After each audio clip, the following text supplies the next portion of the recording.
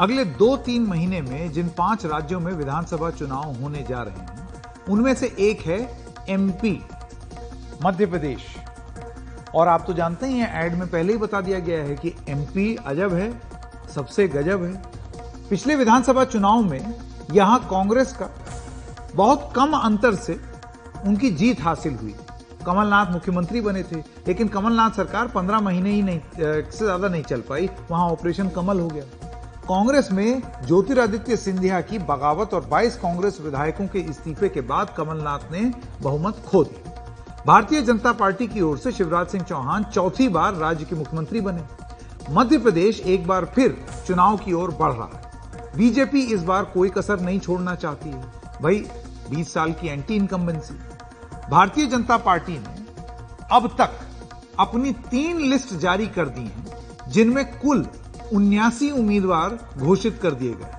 खास बात यह है कि भारतीय जनता पार्टी ने अभी तक लिस्ट में 7 सांसदों को विधानसभा चुनाव मैदान में उतार दिया है, जिनमें 3 केंद्रीय मंत्री भी। ये हैं कृषि मंत्री नरेंद्र सिंह तोमर, सोचिए सेंट्रल एग्रीकल्चर मिनिस्टर अब विधायकी लड़े, खाद्य राज्य मंत्री प्रहलाद पटेल और ग्रामीण विकास राज्य मंत्री फग्गन सिंह कुलस्ते। ये सब केंद्र में कबीना मंत्री विधायकी लड़ने जा रहे हैं। भारतीय जनता पार्टी ने अपने राष्ट्रीय महासचिव कैलाश विजयवर्गीय को भी चुनाव मैदान में उतारा है, जिन्हें इंदौर विधानसभा सीट से टिकट दिया गया है। कैलाश विजयवर्गीय सांसद नहीं है। बाकी जिन 4 सांसदों को टिकट दिया गया है, वो जबलपुर के सांसद राकेश सिंह, सीधी की सांसद रीति पाठक, सतना के सांसद गणेश सिंह और होशंगाबाद के सांसद उदय प्रताप सिंह। भारतीय जनता पार्टी ने अपने जिन बड़े नेताओं को विधानसभा टिकट दिया गया है, उनमें से कुछ ने आश्चर्य भी जताया और खुशी भी। मतलब पार्टी ने कह दिया तो अब वो क्या करें। उन्होंने कहा कि पार्टी को जो भी फैसला है, जो भी उन्होंने पार्टी ने फैसला लिया है, वो हमें स्वीकार है। देखिए, मैं तो भारतीय जनता पार्टी का कार्यकर्ता हूं। पार्टी ने मुझको पार्षद का चुनाव लड़ाया, विधानसभा का लड़ाया, राज्यसभा का लड़ाया, लोकसभा का लड़ाया। पार्टी को लगता है कि मुझे विधानसभा का चुनाव लड़ना चाहिए, तो पार्टी का आदेश सिरोधार्य है। पहली बार मैं विधानसभा का चुनाव लड़ूंगा। पार्टी के इस फैसले के लिए मैं पार्टी के प्रति अपना आभार व्यक्त करता हूं। दूसरी मेरे लिए खुशी की बात है कि मैं अपने जन्मभूमि में, कर्मभूमि में पहली बार चुनाव लड़ूंगा।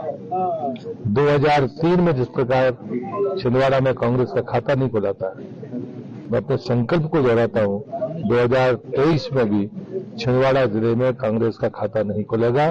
खाली ये बताया था कि आपको कुछ काम दिया जाएगा, तुम ना नहीं करोगे, तुमको करना है। और 1 नंबर का जब टिकट डिक्लेयर हुआ तो मुझे भी आश्चर्य हुआ, पर हम तो पार्टी के सिपाही हैं, पार्टी जो आदेश देगी वो करेंगे। सर, बाकी केंद्रीय मंत्रियों को भी बड़े बड़े नाम उतारे हैं इस लिस्ट में, कितना फर्क पड़ेगा इस चुनाव में?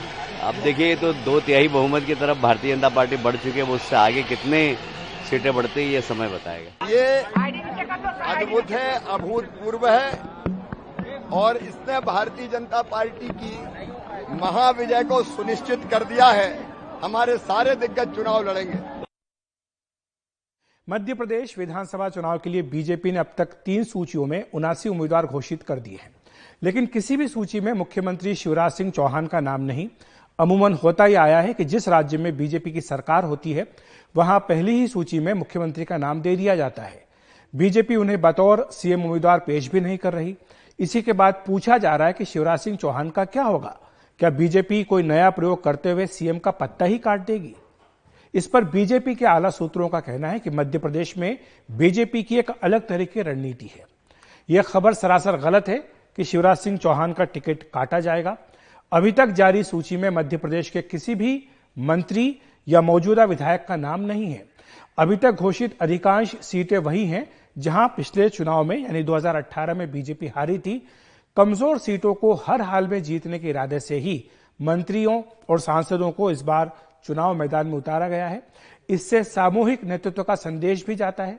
यह संदेश भी जाता है कि जीतने पर इनमें से किसी को भी मुख्यमंत्री बनाया जा सकता है। ये नेता इन सीटों को जीतने के लिए जाहिर सी बात है कि पूरा जोर लगाएंगे। आसपास की सीटों पर भी इसका सकारात्मक असर होगा। टिकट बंटवारे में इस तरह परिवारवाद पर भी लगाम कस दी गई है। केंद्र की राजनीति करने वाले नेताओं को अब राज्य में भी अपनी क्षमता दिखाने का संदेश पार्टी की ओर से दिया गया है। और इसके साथ ही ये भी बता दें कि एक कदम आगे जाकर मध्य प्रदेश का फार्मूला राजस्थान में भी बीजेपी अपना सकती है। ये सूत्रों के हवाले से जानकारी मिल रही है। आप जानते हैं कि राजस्थान के चुनाव भी एमपी के साथ ही होने हैं। यहां पर भी केंद्रीय मंत्रियों, सांसदों को उतारा जा सकता है। बीजेपी को लगता है कि इससे पार्टी के पक्ष में नया माहौल बनेगा। यह संदेश जाएगा कि बीजेपी चुनाव में अपनी बेस्ट टीम उतार रही है। इससे बीजेपी को कांग्रेस पर मनोवैज्ञानिक बढ़त मिलेगी और जहां जैसी जरूरत होगी उसके मुताबिक पार्टी राजस्थान में उम्मीदवार उतारेगी। छत्तीसगढ़ के लिए भी यह रणनीति अपनाने की बात कही जा रही है। तेलंगाना में भी यह फार्मूला हो सकता है। 7 सांसदों को, 3 केंद्रीय मंत्रियों को जो है इस बार टिकट दिया गया है। आप इसको किस तरीके से लेते हैं? ये भाजपा में घबराहट की निशानी है। 2018 को जो जनादेश आपको मिला था, जो छीन लिया गया, इस बार कांग्रेस ने क्या खरीद लिया, क्या रणनीति है? आप कांग्रेस के लोगों को बिकने से कैसे रोकेंगे, क्या रणनीति? ऐसा है, इस बार बिकाऊ माल को टिकट नहीं मिलेगा, टिकाऊ माल को मिलेगा।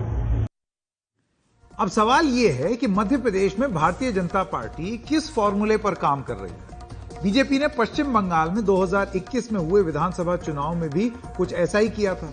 ममता बनर्जी की तृणमूल कांग्रेस के मुकाबले के लिए भारतीय जनता पार्टी ने 3 लोकसभा सांसद और 1 राज्यसभा सांसद को चुनाव मैदान में उतार दिया। इनमें 1 केंद्रीय मंत्री भी थे।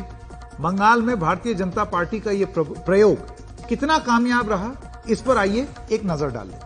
बीजेपी ने तब बंगाल के आसनसोल से सांसद, अब तो वो बीजेपी में है ही नहीं, और केंद्रीय मंत्री उस समय जो थे बाबुल सुप्रियो को टॉलीगंज विधानसभा सीट से उतारा। यहां भारतीय जनता पार्टी को उम्मीद के मुताबिक नतीजे नहीं मिले। बाबुल सुप्रियो अपना खुद का जो चुनाव है वो तो हार ही गए। उनके संसदीय क्षेत्र की 7 में से सिर्फ 2 विधानसभा सीटें ही भारतीय जनता पार्टी जीत पाई। बाबुल सुप्रियो ने बाद में खुद ही भारतीय जनता पार्टी छोड़ दी और फिर ममता सरकार में मंत्री बने। भारतीय जनता पार्टी ने हुगली से अपनी लोकसभा सांसद रही लॉकेट चैटर्जी को विधानसभा सीट के लिए एक टिकट दी, लेकिन खुद लॉकेट चैटर्जी तो हारी ही। उनकी संसदीय सीट के अंदर आने वाली सभी 7 विधानसभा सीट भारतीय जनता पार्टी हार गई। बीजेपी ने रानाघाट से लोकसभा सांसद रहे जगन्नाथ सरकार को शांतिपुर विधानसभा सीट से उतारा।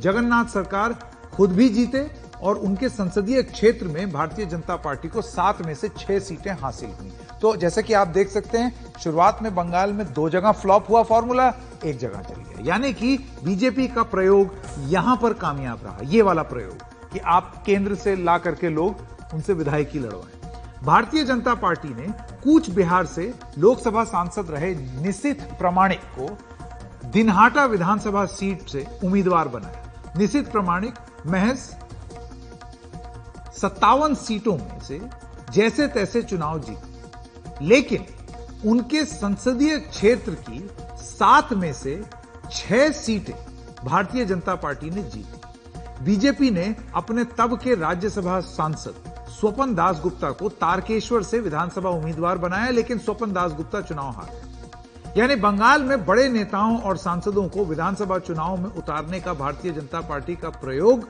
मिला जुला, मिक्स्ड रिस्पॉन्स। आप इसको 100% सक्सेसफुल भी नहीं कह सकते, पूरी तरीके से घाटा हो गया ये भी नहीं कह सकते। अगर कुछ और राज्यों में भारतीय जनता पार्टी का यही प्रयोग देखें तो उत्तर प्रदेश के 2022 के विधानसभा चुनाव में बीजेपी ने आगरा के सांसद और केंद्रीय मंत्री एसपी सिंह बघेल को समाजवादी पार्टी अध्यक्ष अखिलेश यादव के खिलाफ करहल विधानसभा सीट से उम्मीदवार बनाया, लेकिन एसपी सिंह बघेल चुनाव हार गए। 2023 में भारतीय जनता पार्टी ने त्रिपुरा विधानसभा चुनाव में त्रिपुरा पश्चिम से अपनी सांसद और केंद्रीय मंत्री प्रतिमा भौमिक को धनपुर विधानसभा सीट से उतारा। प्रतिमा भौमिक चुनाव जीत गई, हालांकि बाद में अपनी लोकसभा सीट बनाए रखने के लिए उन्हें विधानसभा से इस्तीफा दे दिया। फिर इस सीट पर हुए उपचुनाव में भी बीजेपी जीत गई। 2021 में भारतीय जनता पार्टी ने केरल विधानसभा चुनाव में अभिनेता से नेता बने अपने राज्यसभा सांसद सुरेश गोपी को त्रिशूर विधानसभा सीट से उतारा। सुरेश गोपी हार गए और तीसरे स्थान पर रहे। इस तरह इसी चुनाव में भारतीय जनता पार्टी ने अपने राज्यसभा सांसद और केंद्रीय मंत्री केजे अल्फोंस को वहां पर एक विधानसभा सीट पर उम्मीदवार बनाया। केजे अल्फोंस भी चुनाव हारे और तीसरे स्थान पर रहे, सेकंड भी नहीं, थर्ड। तो साफ है कि भारतीय जनता पार्टी का सांसदों और केंद्रीय मंत्रियों को चुनाव में उतारने का प्रयोग हर बार कामयाब नहीं रहा। लेकिन मध्य प्रदेश की बात थोड़ी सी अजब है, जैसे कि हमने शुरुआत में आपको बताया था, एमपी अजब है क्योंकि वहां की राजनीति गजब है। क्या पता भारतीय जनता पार्टी का यह प्रयोग गजब ढा दे। अब इसके लिए हमको चुनाव का इंतजार करना पड़ेगा क्योंकि हमको नहीं मालूम है कि एमपी अजब है कि एमपी गजब।